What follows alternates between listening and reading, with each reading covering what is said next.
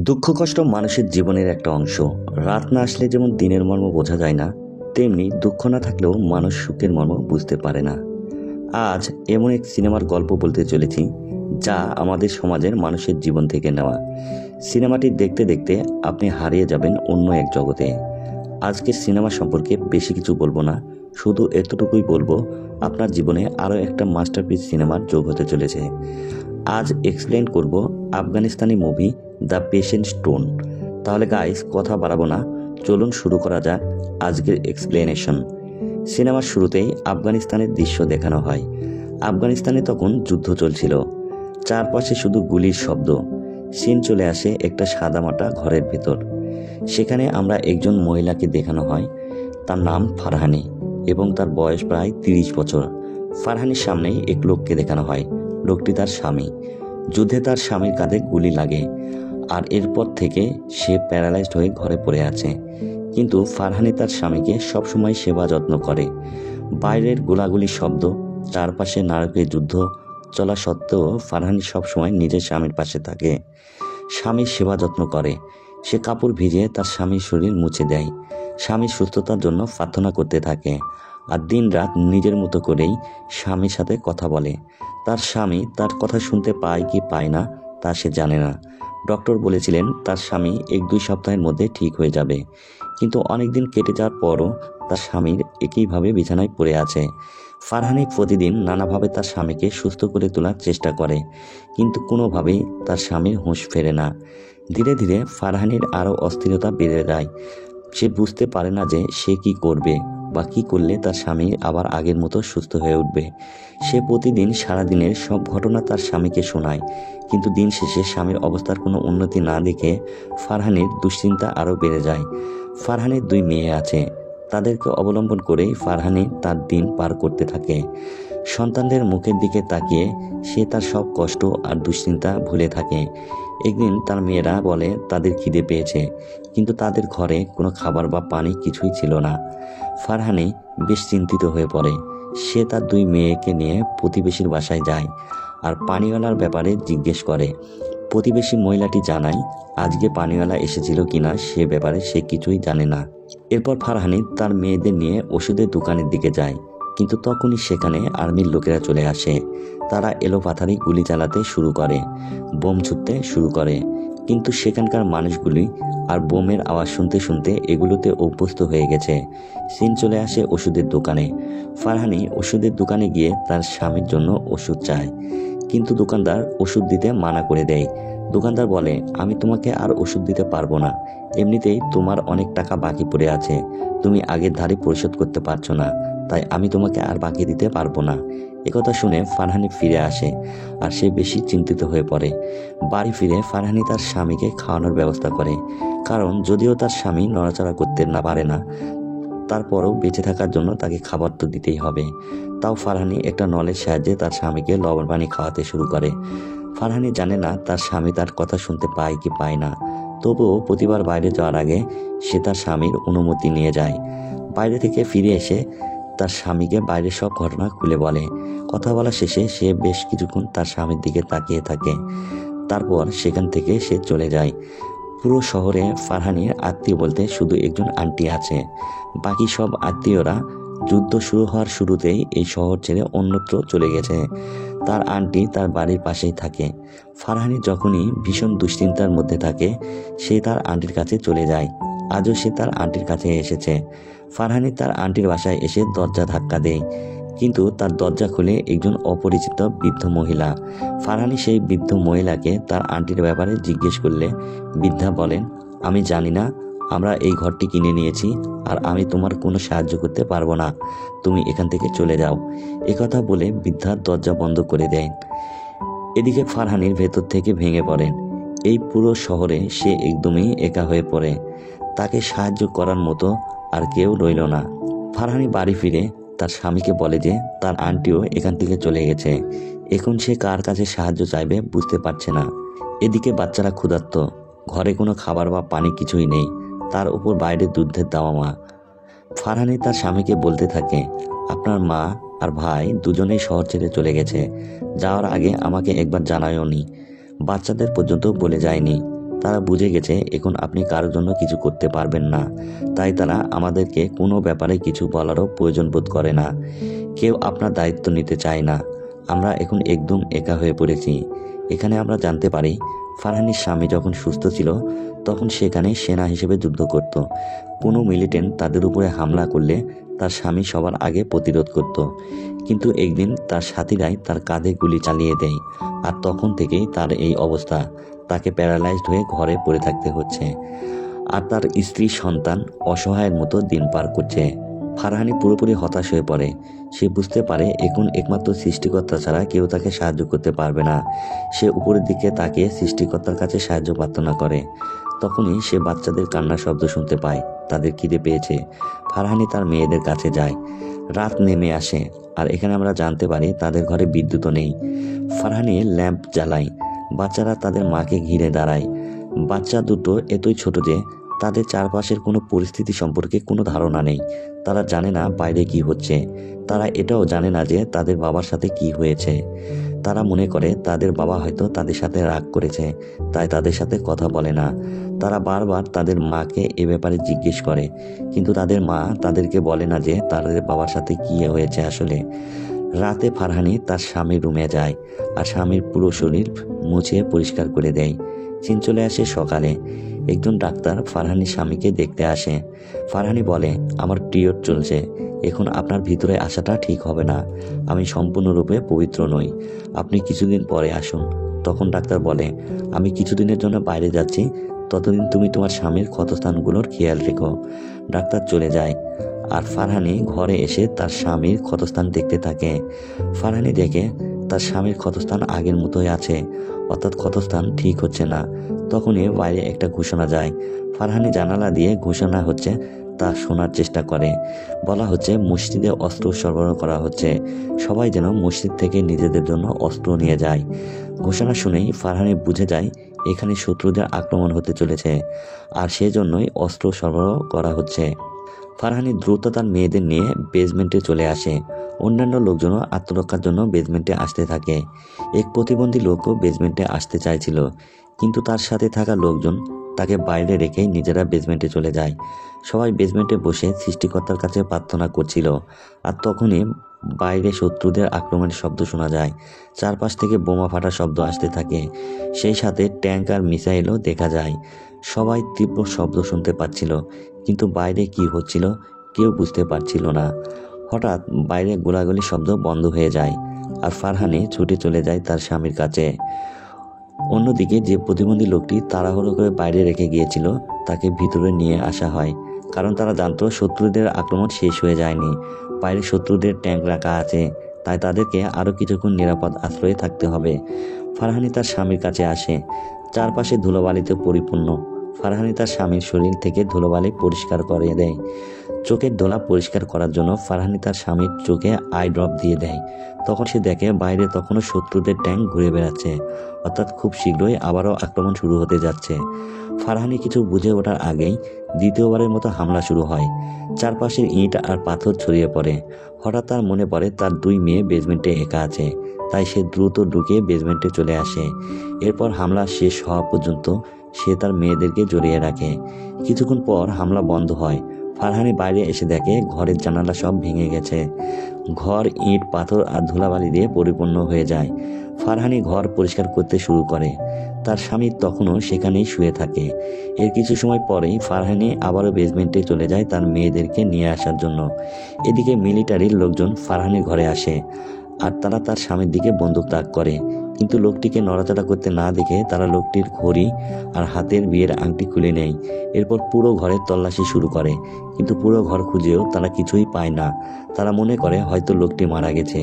তবুও তারা লোকটিকে গুলি করতেই যাবে, তখনই তাদের চোখে পড়ে লোকটির পাশে এক স্টেট ইউনিফর্ম রাখা, অর্থাৎ এই লোকটিও একসময় মিলিটারি ছিল।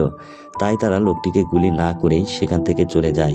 কিছুক্ষণ পর ফারহানি বাসায় ফিরে আসে। ঘরের অবস্থা দেখে সে বুঝতে পারে এখানে অনেক লোক এসেছিল আর তারা পুরো ঘর তল্লাশি করেছে। কিন্তু ফারহানি তার স্বামীকে জীবিত দেখে ভীষণ খুশি হয়। তখনই ফারহানি জানতে পারে যে তাদের প্রতিবেশীদের মেরে ফেলা হয়েছে। আর এটা শুনে ফারহানি ভীষণ ভেঙে পড়ে। সে বুঝতে পারে এই লড়াই এত তাড়াতাড়ি শেষ হবে না। প্রতিদিন মৃত্যুর ভয়কে সাথে নিয়ে বাঁচতে হবে, প্রতিটা মুহূর্ত সতর্ক থাকতে হবে। কিন্তু সে তার সন্তানদের এই পরিস্থিতিতে রাখতে চাইছিল না। তাই সে তার 2 মেয়েকে নিয়ে সেখান থেকে বেরিয়ে পড়ে আর তার আন্টি যেখানে থাকতো সেখানে যায়। ঘরের দরজা ধাক্কা দিলে আবারও সেই বৃদ্ধ মহিলা দরজা খোলে আর বলে, আমি তো বলেছি তোমাকে কোনো সাহায্য করতে পারবো না, তুমি এখান থেকে চলে যাও। কিন্তু ফারহানি তার সন্তানদের নিয়ে সেখানে দরজার কাছে বসে পড়ে। ফারহানিকে দেখে বৃদ্ধার মনে দয়া হয়। সে দরজা খুলে ফারহানিকে একটা চিরকুট দেয়। সেই চিরকুটে একটা হোটেলের ঠিকানা দেওয়া আছে যেখানে তার আন্টি থাকে। তার সন্তানদের নিয়ে সেই হোটেলে চলে যায়। এখানে আমরা জানতে পারি ফারহানির আন্টি একজন প্রস্টিটিউট। ফারহানির আন্টি তাকে এবং তার মেয়েদের দেখে ভীষণ খুশি হয়। ফারহানি তার আন্টিকে মিলিটেন্টের আক্রমণের ব্যাপারে সবকিছু জানায়।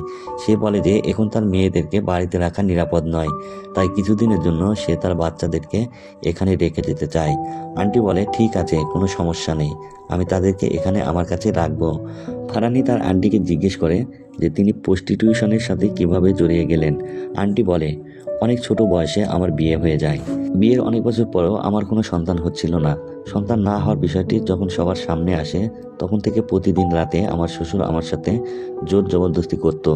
এভাবে অনেক বছর ধরে চলে। এই নির্যাতন শেষ পর্যন্ত আমি সহ্য করতে না পেরে আমি আমার শ্বশুরকে খুন করে ফেলি আর এরপর আমি সেখান থেকে পালিয়ে যাই।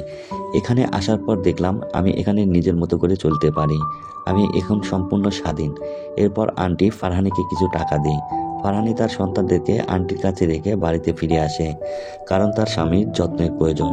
সে তার স্বামীকে এক এক করে তার জীবনের সব কথা বলতে শুরু করে। ফারহানি বলে, আমাদের বিয়ে 10 বছর হয়ে গেছে, কিন্তু আপনি কখনোই আমার সৌন্দর্যের তারিফ করেননি, কখনো বলেননি যে আমাকে আপনার ভালো লাগে, বরং আপনার ভাইয়েরা আপনার চেয়েও বেশি প্রশংসা করেছে। আমি কখনোই নিজের প্রয়োজনের সময় আপনাকে পাশে পাইনি। সবসময় রাতে আপনি আমার সাথে জোর জবরদস্তি করতেন। আমি কখনোই তৈরি থাকতাম না, কিন্তু আপনি আমার সাথে জোর জবরদস্তি করতেন। আপনার ভাইয়েরা জানতো যে এখানে যুদ্ধ শুরু হতে যাচ্ছে, তাই আপনার ভাই আপনার মাকে নিয়ে এখান থেকে চলে গেছে। হয়তো আপনিও জানতেন যে এই জায়গাটা নিরাপদ নয়, যে কোনো সময় শত্রুরা এখানে আক্রমণ করতে পারে, কিন্তু তা সত্ত্বেও আপনি কখনোই আমাকে কিছু বলেননি, আমাকে নিরাপদ জায়গায় নিয়ে যাওয়ার প্রয়োজন বোধও করেননি। আপনার কাছে আমার কোনো গুরুত্ব ছিল না, সেটা বুঝতে পারছি, কিন্তু আপনার ছোট ছোট 2 মেয়ে আছে, আপনি তাদের ব্যাপারেও কোনোদিন ভাবেননি, এমনকি আপনার পরিবারও তাদের নিয়ে ভাবে না। আপনি সব সময় আপনার কাজ নিয়েই ব্যস্ত ছিলেন, এতটাই ব্যস্ত ছিলেন যে বিয়ের দিনও আপনি আসেননি। আমার বিয়েটা পর্যন্ত আপনার ছবির সাথে হয়েছিল। আমি আপনাকে দেখিও নি, আপনাকে নিয়ে ভাবার সুযোগও পাইনি। আপনি যখনই আসতেন সোজা শারীরিক সম্পর্কে লিপ্ত হতেন। আমিও এই সব কিছু মেনে নিয়েছিলাম, কারণ সঠিক সময় যদি আমার সন্তান না হতো তাহলে আপনার মা আমাকে বন্ধা বলে বাড়ি থেকে বের করে দিতেন। তাই শুধুমাত্র সন্তান জন্ম দেওয়ার জন্য আমাকে প্রতিদিন নিচের অনিচ্ছা সত্ত্বেও এগুলো মেনে নিতে হয়েছে। আমি আমার জীবনে কখনো পুরুষদের বুঝতেই পারলাম না। মেয়েদের জীবনের প্রথম পুরুষ থাকে তাদের বাবা। বাবাকে দেখে তারা বুঝতে পারে পুরুষ মানুষ কেমন হয়। আমার বাবাও একদমই ভালো মানুষ ছিলেন না। তার পাখি পালনের বেশ শখ ছিল। তিনি পাখিদের লড়াইয়ের জন্য প্রশিক্ষণ দিতেন আর সেগুলোকে দিয়ে লড়াই করাতেন। এভাবে তিনি তার সব টাকা পয়সা পাখির পেছনে বাজি ধরে শেষ করে দিতেন। বাজিতে টাকা পয়সা হেরে বাড়ি ফিরে তিনি মাকে আর আমাদের মারধর করতেন। আমি সবসময় শুধু এটাই দেখে এসেছি যে পুরুষ অনেক কঠোর আর নিষ্ঠুর হয়ে থাকে। তারা সবসময় নিজের মর্জির মতোই চলে, কারো উপর হাত তুলতে তারা দুবার ভাবে না। এসব আমি আমার বাবাকে দেখে বুঝে নিয়েছিলাম। আমার বাবা প্রচণ্ড রকম জুয়ারি ছিলেন। একে একে তিনি তার জীবনে সব কিছু জুয়ার পিছনে শেষ করে ফেলেন। এরপরও তিনি ক্ষান্ত হলেন না। সবকিছু শেষ করে তিনি তার বড় মেয়েকে জুয়ায় বাজি ধরে বসেন, কিন্তু তিনি সেই বাজিতেও হেরে যান। আর আমার বাবা তার 12 বছর বয়সের মেয়েকে এক বুড়ো লোকের সাথে রাত কাটাতে বাধ্য করেন। এসব দেখে আমি ভীষণ ভয় পেয়ে গিয়েছিলাম। আমি বুঝে গিয়েছিলাম বাবা হয়তো এরপর আমাকে বাজি ধরবেন। তাই আমি আমার বাবার সেই জুয়া খেলা পাখিকে খাঁচা থেকে বের করে বিড়ালের সামনে রেখে দিই। বিড়াল সেই পাখিকে তো মেরে দেয়, কিন্তু বিড়ালের একটা আঁচড় আমার মুখে লাগে, যেটা দাগ এখনো আছে। বিয়ের পরও আমার দুশ্চিন্তা আর সমস্যা শেষ হয়নি। কখনো কখনো আমি ভাবি, যদি বিয়ের সময় আপনার মৃত্যু হয়ে যেত তাহলে আপনার কোনো ভাইয়ের সাথে আমার বিয়ে হতো, তখন হয়তো আমি আরও বেশি নিরাপদ থাকতাম। এটুকু বলেই ফারহানি সেখান থেকে চলে যায়। সিন চলে আসে ফারহানির আন্টির কাছে। ফারহানি তার আন্টির কাছে এসে বলে সে তার স্বামীর সাথে দিনরাত পাগলের মতো একা একাই কথা বলে যায়। সে তার জীবনের প্রতিটি ঘটনা তার স্বামীকে বলে। সে জানেও না তার স্বামী এসব কথা শুনতে পায় কিনা। ফারহানির কথা শুনে তার আন্টি তাকে একটি কাহিনী শোনায়, একটা পাথরের কাহিনী। এই কাহিনী সাঙ্গী সাবুর বা পেশেন্ট স্টোনও বলা হয়। এক পাথর ছিল, যে পাথরটিকে লোকজন তাদের জীবনে সব কথা বলতো। মানুষজন তাদের সব গোপন কথাই সেই পাথরটির সাথে শেয়ার করত। যতক্ষণ পর্যন্ত না তাদের মনের সব কথা উগরে শেষ হতো, ততক্ষণ পর্যন্ত তারা পাথরটির সাথে কথা বলতো। যখনই তাদের মনের সব কথা বলা শেষ হতো, সেই পাথর ভেঙে টুকরো টুকরো হয়ে যেত আর মানুষের সব কথা নিজের সাথে নিয়ে বিলীন হয়ে যেত। এভাবে মানুষের মনও হালকা হয়ে যেত। তারা তাদের জীবনের সমস্ত গোপন কথা বা ঘটনাগুলো থেকে মুক্তি পেয়ে যেত। লোকে বলে যখন কোনো লোক এরকম প্যারালাইজড হয়ে যায়, তখন সেও পেশেন্ট স্টোনের মতো হয়ে যায়। তোমার স্বামীও এখন সেই পাথরের মতোই, যার কাছে তুমি তোমার জীবনের সব গোপন কথা শেয়ার করতে পারো। আন্টির কথা শোনার পর ফারহানি বুঝতে পারে তার স্বামী এখন পেশেন্ট স্টোনের মতো হয়ে গেছে। অর্থাৎ এখন সে তার স্বামীর কাছে সব সিক্রেট শেয়ার করতে পারবে। পরদিন সে তার স্বামীকে গোসল করিয়ে দেয়। এরপর তার 10 বছরের বিবাহিত জীবনের প্রথমবারের মতো তার স্বামীর কপালে চুমু খায়। এরপর বলে, আমার এখনও সেই রাতের কথা মনে পড়ে, যে রাতে আপনি প্রথমবারের মতো আমার কাছাকাছি এসেছিলেন। তখন আমি মোটেও প্রস্তুত ছিলাম না। সেই রাতের যন্ত্রণার ব্যাপারে আমি আজও ভাবতে চাই না। কতটা ভয়ানক ছিল সে রাত। আপনি এক সেকেন্ডও আমার সাথে ভালোভাবে কথা বলতেন না। আপনার মা আমাকে শুরুতেই বলে দিয়েছিলেন যে তার সন্তান চায়, আর আমি শুধু এটুকুই জানতাম যে বাচ্চা জন্ম দেওয়ার জন্যই। ফারহানি কথা বলার সময় হঠাৎ বাইরে একটা শব্দ শুনতে পায়। সে জানালা দিয়ে বাইরে তাকাতেই দেখে তার প্রতিবেশীরা একটা লাশ দাফন করছে। তখনই তাদের বাড়িতে ডাক্তার আসে, কিন্তু ফারহানি ডাক্তারকে ভেতরে আসতে দেয় না, কারণ তার কাছে ডাক্তারকে দেওয়ার মতো কোনো পয়সা ছিল না। তাই সে ডাক্তারকে ফিরে যেতে বলে। ডাক্তার চলে গেলে সে ঘরের ভেতরে চলে আসে। সে জানতে পারে এই এলাকায় অনেক সিপাহী এসেছে, আর তার স্বামী একসময় মিলিটারি ছিল। এই খবর যদি তারা জানতে পারে, তাহলে তারা তার স্বামীকে মেরে ফেলবে। তাই সে বিভিন্ন বালিশ, কাপড় আর কাঁথা কম্বল দিয়ে তার স্বামীকে ঢেকে ফেলে, যেন তাকে কেউ খুঁজে না পায়। কিছুক্ষণ পরেই সেখানে দুজন লোক আসে। তাদের মধ্যে একজন কমান্ডার, একজন সিপাহী। তারা পুরো ঘরের তল্লাশি করতে শুরু করে। কমান্ডার আর সিপাহীকে দেখে ফারহানি ভয় পেয়ে যায়। সে ভাবে হয়তো তারা এখন তার সাথে খারাপ ব্যবহার করবে। তাই সে আগেই তাদেরকে বলে দেয় যে সে একজন বাজে মহিলা। একথা শুনে তারা দুজনেই ঘৃণায় মুখ বিকৃত করে ফেলে আর বলে, আমি এখানে তোমার মতো নাপাক মহিলার ঘরে কেন এলাম? আমার থেকে দূরে থাকো। তারা মহিলার দিকে থুতু ছুঁড়ে মারে আর সেখান থেকে চলে যায়। এখানে আমরা দেখি যে ফারহানি তার হাতে একটা চাকু ধরে রেখেছে। অর্থাৎ সে প্রস্তুতি নিয়েই রেখেছিল যে যদি কমান্ডার আর সিপাহী তার সাথে জোর জবরদস্তি করার ট্রাই করে, তাহলে সে তাদেরকে মেরে ফেলবে। ঘুমানোর আগে সে তার স্বামীকে বলে যে আমার জীবনের আরও অনেক গোপন কথা আছে, সেসব আমি তোমাকে কাল বলবো। পরদিন সকালে ফারহানি আবারও দরজায় ঠকঠক শব্দ শুনতে পায়। সে তাড়াতাড়ি তার স্বামীকে লুকিয়ে ফেলে। দরজা খুলে দেয়। দরজা খুলতেই ফারহানি দেখে দরজায় গতকালের সিপাহী দাঁড়িয়ে আছে। অর্থাৎ গতকাল সেই কমান্ডারের সাথে যে সিপাহী এসেছিল সে এসেছে। সিপাহীর বয়স অনেক কম। সে কোনোদিন কোনো মহিলার সাথে ঘনিষ্ঠ হয়নি, তাই সে যে কোনোভাবে এই মহিলার সাথে ঘনিষ্ঠ হতে চাইছিল। সিপাহী তার পকেট থেকে অনেকগুলো টাকা বের করে চারপাশে ছড়িয়ে দেয়। এরপর ফারহানির সাথে জোর জবরদস্তি করতে শুরু করে। ফারহানি সিপাহীকে আটকানোর চেষ্টা করে, কিন্তু ব্যর্থ হয়। ফারহানি সিপাহীর দ্বারা ধর্ষিত হয়। সিপাহী চলে যাওয়ার পর ফারহানি কাঁদতে শুরু করে, কিন্তু তখনই সে দেখে ঘরে অনেক টাকা পড়ে আছে আর তার এখন টাকার ভীষণ প্রয়োজন। তাই সে টাকাগুলো তুলে নেয় আর দোকান থেকে তার স্বামীর জন্য ওষুধ আর কিছু খাবার কিনে আনে। এভাবেই দিন কাটতে থাকে। সে ঘর পরিষ্কার করে, কাপড় ধুয়ে শুকাতে দেয়। আর তখনই সে সিপাহী ছেলেটি আবার আসে। এবারও সে অনেক টাকা নিয়ে আসে আর ফারহানির সাথে সময় কাটায়। কিন্তু এবার ফারহানি সিপাহী ছেলেটার সাথে নিজের ইচ্ছায় ঘনিষ্ঠ হয়, কারণ তার টাকার প্রয়োজন আর এই ছেলে তাকে টাকা দিচ্ছিল। প্রতিবার ছেলেটির সাথে সময় কাটানোর পর ফারহানি সেসব বিষয়ে তার স্বামীকেও বলতো। সিপাহী ছেলেটি শারীরিক সম্পর্কের বিষয়ে তেমন কিছু জানতো না, আর এসব নিয়ে মহিলাটি তার স্বামীর সাথে অনেক হাসাহাসি করত। ফারহানি তার স্বামীকে বলে, সে সব সময় আমার চোখের দিকে তাকিয়ে থাকে, মনে হয় যেন সে আমার ব্যাপারে খেয়াল রাখে, যেন আমার কোনো কষ্ট না হয়। এই ছেলেটিকেই আমি কিছুদিন আগে খুন করতে চেয়েছিলাম, কিন্তু এখন তাকে আমার ভালো লাগতে শুরু করেছে। ফারহানি বুঝতে পারে ছেলেটি তার সাথে জোর করেনি, বরং সে তার স্বামীর দ্বারা এতদিন ধর্ষিত হয়েছে। ফারহানি তার স্বামীর কাছে কিছুই লুকায় না। সেই সিপাহী ছেলেটার ব্যাপারে কী ভাবে তার সব কিছুই সে তার স্বামীকে নির্দ্বিধায় বলে।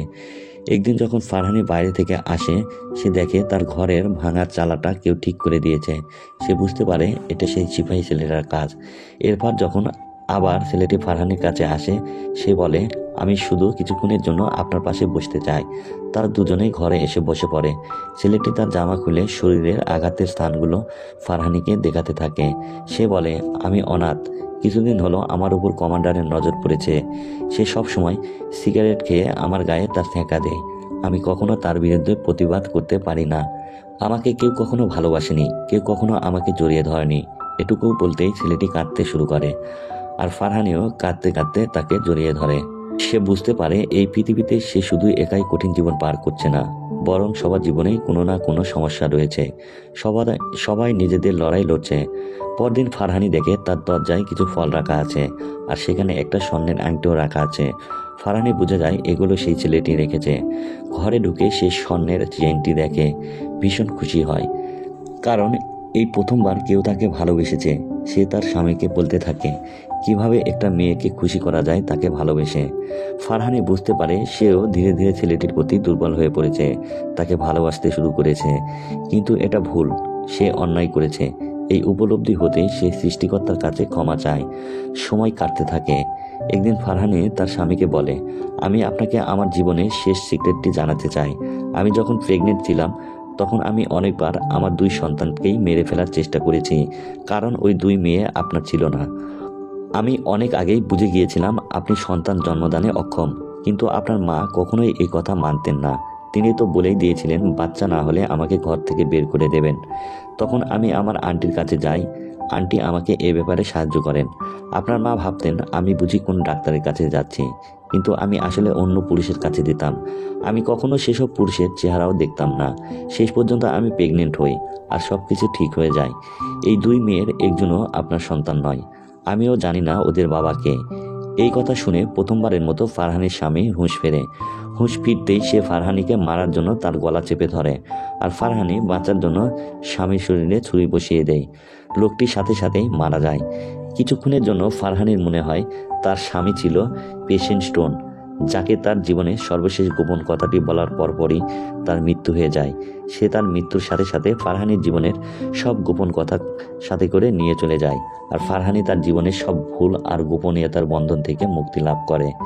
তখনই সেখানে সেই সিপাহী ছেলেটি চলে আসে। সে দেখে ফারহানি তার স্বামীকে মেরে ফেলেছে। সে বুঝতে পারে এখন এই ফারহানি মুক্ত হয়ে গেছে। এখন যদি কেউ তার সাথে অন্যায় করতে চায়, তাহলে সে তার প্রতিবাদ করবে, নিজের জন্য লড়বে। আর এখানেই এই সিনেমাটির গল্প শেষ হয়ে যায়। গাইস, আজকের মুভি স্টোরি কেমন লাগলো কমেন্ট করে জানাতে ভুলবেন না। দেখা হচ্ছে পরবর্তী এক্সপ্লেনেশন নিয়ে। সে পর্যন্ত ভালো থাকবেন। আল্লাহ হাফেজ।